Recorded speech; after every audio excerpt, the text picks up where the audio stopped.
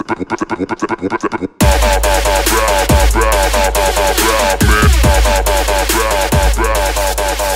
up everyone, this is Brandon, aka Spindle, and in this tutorial I'm going to be showing you guys how to create a fat, punchy EDM kick. And all the techniques I'm going to be showing you guys in this video I learned from a mixing and mastering course, so I just want to pass the information down to you guys and hopefully you can learn a thing or two. So let's go ahead and get started by creating an empty MIDI track by pressing Command-Shift-T. Go ahead and drag in a drum rack. Go to your samples folder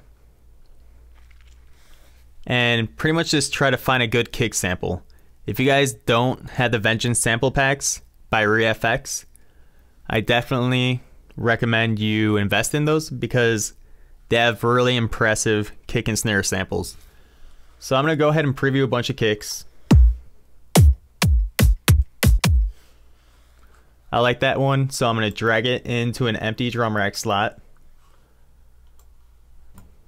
Now I'm going to go ahead and create a 1-bar MIDI clip by highlighting 1 bar and pressing Command-Shift-M. Double click on this clip, draw in a couple notes. I like to ramp up their velocity, but that's just me, you don't have to. Now go ahead and bring your loop markers to where it's just hugging this clip and then make sure the loop switch is on. Now we're going to play this back, and while it's looping, I'm going to start processing it.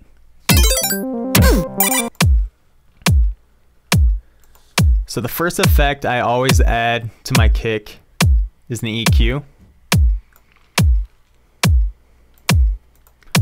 And basically I'm just going to use this EQ to take out any unwanted lows that I don't really need that might be taking up valuable headroom. So I'm going to move this to as far right as possible without taking too much of the sound away.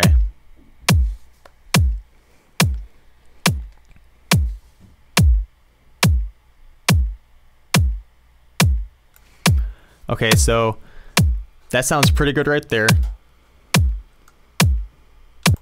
So now I'm going to go ahead and add a saturation plugin.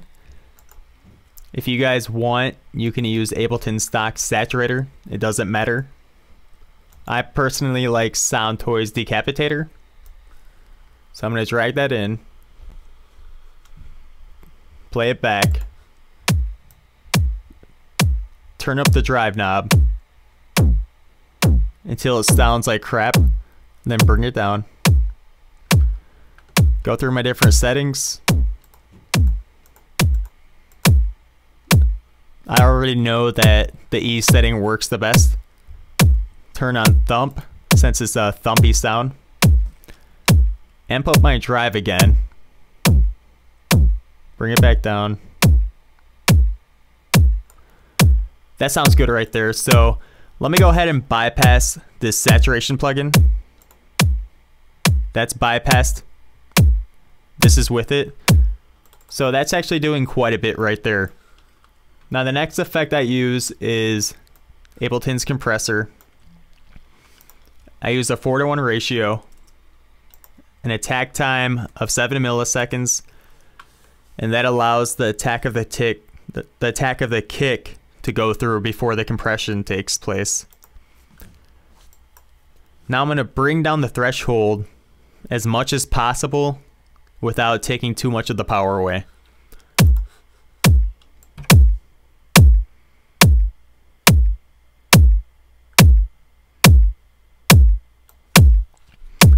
Okay, so that sounds good right there. As you can see, I'm clipping. And you don't want any clipping going on in your effects chain. So I'm going to turn down this output until it's just below clipping. So that looks pretty good right there. So now I'm going to add in another instance of Ableton's EQ8. And I'm basically going to use this EQ just to shape the sound. I call it sweetening EQ.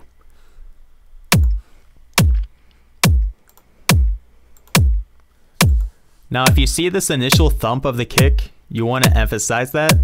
It's hitting at around 160 hertz. So I'm going to turn the gain up right there.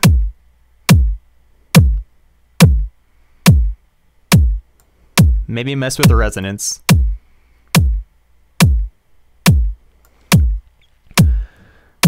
Now I'm going to go to a band that's higher up on the frequency spectrum and emphasize some of my highs.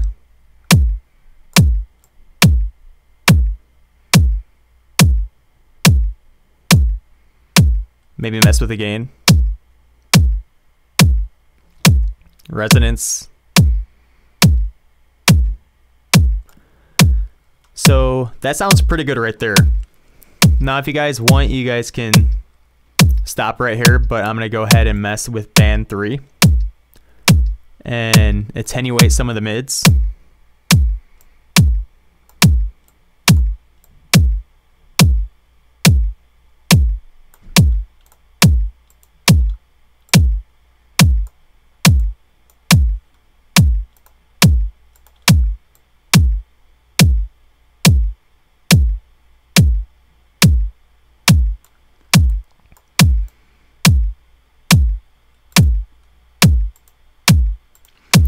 And actually it sounds good the way it is. So sometimes I'll attenuate the mids because sometimes it will help make it more punchy and get rid of any unwanted frequency content. So let me go ahead and bypass this.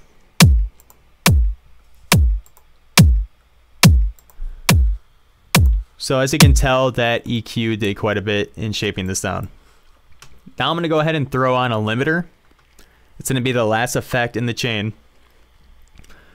Now you can use any limiter you want. You can use Ableton's limiter, any third-party limiter or maximizer. It doesn't matter. I personally use Data Life's sausage fattener.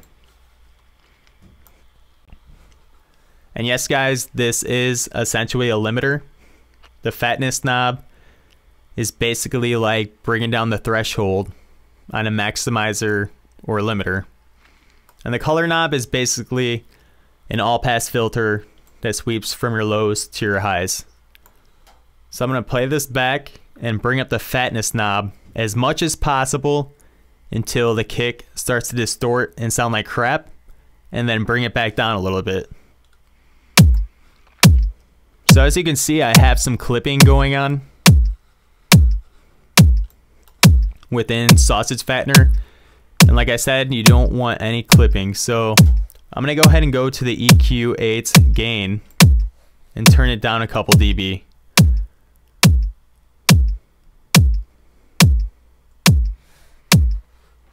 Okay, until that clipping goes away, which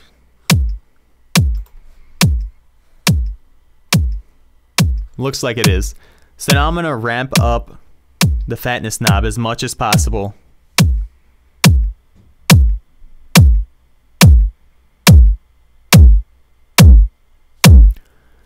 Now you guys can hear it starting to distort and sound like crap, and you don't want that, so bring it back down.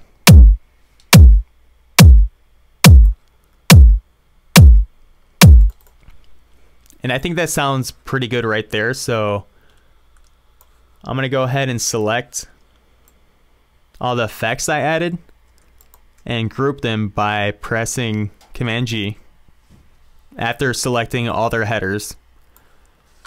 Now I'm going to play this back for you unprocessed and then processed to show you guys what this effects chain did. So that's bypassed. And then this is with all the effects.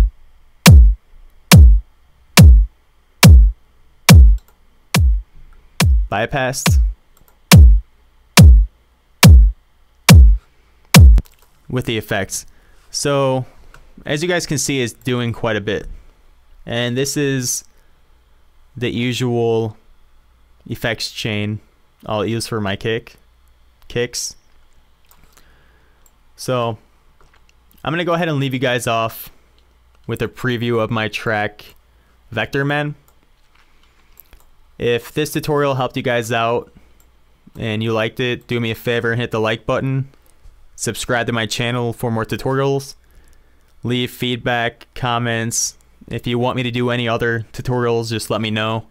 I'll most likely be more than happy to. And follow me on SoundCloud, Facebook.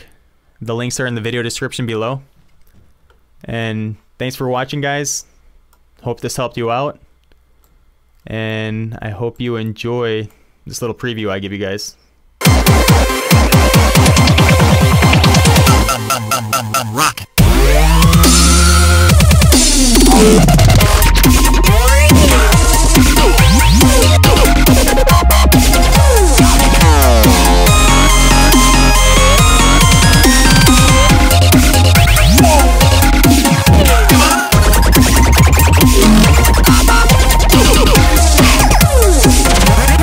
Toast.